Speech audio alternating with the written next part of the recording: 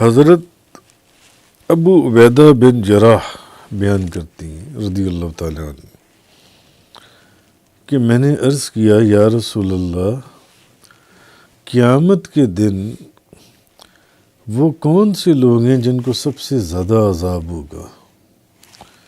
میں نے نبی پاک صلی اللہ علیہ وسلم سے پوچھا کہ یا رسول اللہ، قیامت والے دن کون سے لوگ ایسی ہیں جن کو سب سے زیادہ عذاب ہوگا؟ تو آپ نے فرمایا، جس شخص نے نبی کو قتل کیا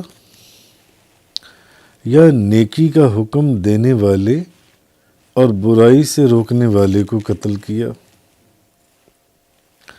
اور پھر نبی پاک صلی اللہ علیہ وسلم نے یہ جو آیہ کریمہ ہیں یہ پڑھی حضرت ابو عبیدہ بن جراح کے سامنے کہ ان الذین یکفرون بآیات اللہ ویقتلون النبیین بغیر حق ویقتلون الذین یأمرون بالقسط من الناس فبشرہم بعذاب علیم۔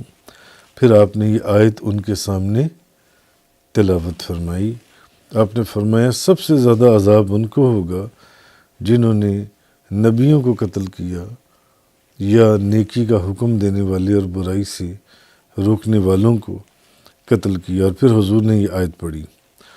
پھر آپ نے فرمایا ابو عبیدہ بنی اسرائیل نے صبح کے وقت، صبح کا جو اول حصہ تھا اس میں 43 نبیوں کو قتل کر دیا، 43 نبیوں کو قتل کر دیا۔ تو بنی اسرائیل کے 112 عبادت کرنے والے علماء کرام اٹھے اور انہوں نے ان کی مذمت کی، تو انہوں نے ان کو نیکی کا حکم دیا اور برائی سے روکا۔ تو بنی اسرائیل نے اسی دن کے آخری حصے میں ان 112 عبادت گزار علماء کو بھی قتل کر دیا۔ صبح کے وقت 43 نبیوں کو، اور پھر 112 علماء جب اٹھ کر کھڑے ہوئے، انہوں نے ان کو نیکی کی ہدایت دی، برائی سے روکا، تو شام تک ان کو بھی قتل کر دیا بنی اسرائیل نے۔